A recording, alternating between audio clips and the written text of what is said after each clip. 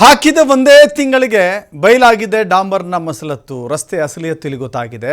ಹೆಂಚಿನ ಮೇಲೆ ರೊಟ್ಟಿಯಂತೆ ಕಿತ್ತು ಬರ್ತಾ ಇದೆ ಡಾಂಬರ್. ಮಣ್ಣಿನ ರಸ್ತೆಗೆ ಚಾಪೆಯಂತೆ ಡಾಂಬರ್ ಹಾಕಿದ್ದಾರೆ. ದೋಸೆ ಹುಯ್ಯುವ ರೀತಿಯಲ್ಲಿ ಹೇಗೆ ದೋಸೆ ಹಾಕ್ತಾರೋ ಆ ರೀತಿ ಅತಿ ತೆಳ್ಳನೆಯ ಡಾಂಬರ್ ಹಾಕಿದ್ದಾರೆ.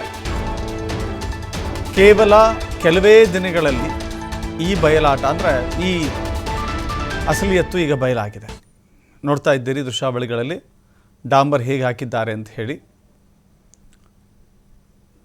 ಈರಣ್ಣ ಗುಡ್ಡದಿಂದ ಕೋನಸಾಗರ ಸಂಪರ್ಕ ಕಲ್ಪಿಸುವಂಥ ರಸ್ತೆ ಇದು. ಚಿತ್ರದುರ್ಗ ಜಿಲ್ಲೆ ಮೊಳಕಾಲ್ಮೂರು ತಾಲೂಕಿನ ಈರಣ್ಣ ಗುಡ್ಡ 3 ಕಿಲೋಮೀಟರ್ ರಸ್ತೆ ಇದು. ಹೇಗಿದೆ ಕಾಮಗಾರಿ ನೀವು ಏನು ನೋಡ್ತಾ ಇದ್ದೀರಿ. ಕಳಪೆ ಕಾಮಗಾರಿ ಅಂತ ಅದನ್ನು ಯಾವುದೋ ಒಂದು ಪರೀಕ್ಷೆ ಮಾಡಿ ಕಂಡುಹಿಡಿಬೇಕಾಗಿಲ್ಲ. ಹೀಗೆ ಕೈಯಿಂದ ಜಸ್ಟ್ ಹಿಂಗೆ ಕಿತ್ತಿದರೆ ಕೈಗೆ ಬರ್ತಿದೆ ಡಾಂಬರ್. 2 ಕೋಟಿ ರೂಪಾಯಿ ಇದಕ್ಕೆ. 3 ಕಿಲೋಮೀಟರ್ನ ಡಾಂಬರು ರಸ್ತೆ ಕೇವಲ 2 ಕೋಟಿ ರೂಪಾಯಿ. 2 ಕೋಟಿ ರೂಪಾಯಿ ಹೀಗೆ ಹಾಳಾಗಿದೆ. ಜಸ್ಟ್ ಹಿಂಗೆ ಕೈಯಿಂದ ಕಿತ್ತಬಹುದು. ನೀವು ಅರ್ಥ ಮಾಡ್ಕೊಳ್ಳಿ ಈ ಡಾಂಬರ್ ರಸ್ತೆಯ ಬಾಳಿಕೆ ಎಷ್ಟು ದಿನ ಬರುತ್ತೆ ಅಂತ. ಕಾಟಾಚಾರಕ್ಕೆ ಹಾಕಿ ಹಣ ಪಟಾಯಿಸುವಂಥ ಕೆಲಸ ಇದು. ಯಾವ ಗುತ್ತಿಗೆದಾರ ಇದನ್ನು ಮಾಡಿದ್ದಾನೆ ಅಂಥ ಗುತ್ತಿಗೆದಾರನ ವಿರುದ್ಧ ಕ್ರಮ ತೆಗೆದುಕೊಳ್ಬೇಕು.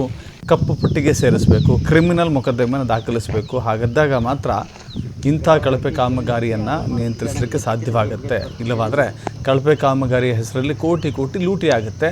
ರಸ್ತೆಯಲ್ಲಿ ಸಂಚರಿಸುವ ಜನ ಅನೇಕ ರೀತಿಯ ಸಂಕಷ್ಟಗಳಿಗೆ ಒಳಗಾಗಬೇಕಾಗತ್ತೆ.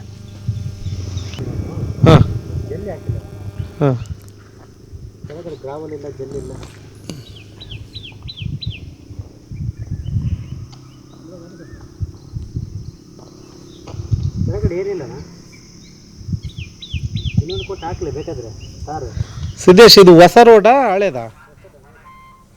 ಮತ್ತಷ್ಟು ಮಾಹಿತಿ ನಮ್ಮ ಪ್ರತಿನಿಧಿ ಮಹಾಂತೇಶ್ ನೀಡ್ತಾರೆ. ಮಹಾಂತೇಶ್, ಏನಿದು ರಸ್ತೆಯ ಅವಾಂತರ ಕೇವಲ ಕೆಲವೇ ತಿಂಗಳಲ್ಲಿ ಹಿಂಗೆ ಕಿತ್ತು ಬರ್ತಾ ಇದೆ ಅಂತ ಹೇಳಿದ್ರೆ ಹೇಳಿ ಕೇಳಿ ಮಳೆಗಾಲ. ಒಂದು ಮಳೆಗೆ ಈ ರಸ್ತೆ ಯಾವ ಕಾರಣಕ್ಕೂ ಉಳಿಯಲ್ಲ.